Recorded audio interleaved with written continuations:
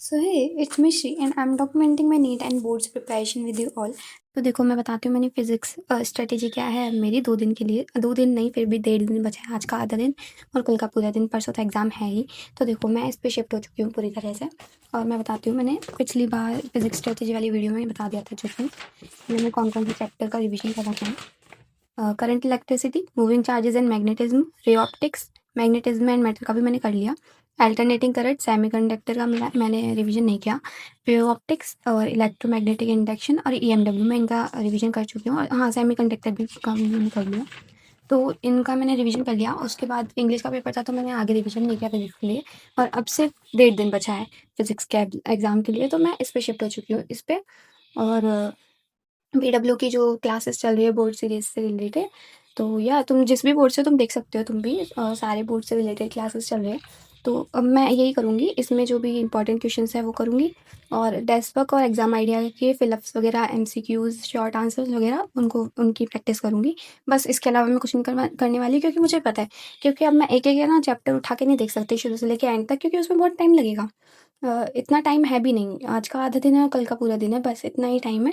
तो इसमें सिर्फ मैं यही कर सकती हूँ, ये करूँगी। और इसकी 3 क्लासेस है, मे बी कल हुई थी, आज हुई है और कल भी होगी, और शायद एग्ज़ाम से सुबह होगी, एग्ज़ाम से पहले सुबह होगी। तो बस वही मैं करने वाली हूँ। और डेस्क वर्क और एग्ज़ाम आइडिया सॉल्व करूँगी। उसमें से लॉन्ग क्वेश्चन सॉल्व नहीं करूँगी, बस वही सॉल्व करूँगी जो शॉर्ट आंसर टाइप्स है, एमसीक्यूज़ है और फिलअप्स है। तो हाँ, बस यही मेरी स्ट्रेटेजी है और तुम भी इसे फॉलो कर सकते हो।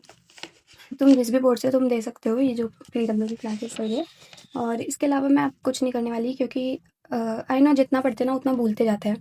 तो तुम, और जितने सारे रिसोर्सेज होते हैं ना, उतना ज़्यादा कन्फ्यूजन होती है कि किससे क्या करें, किससे क्या करें।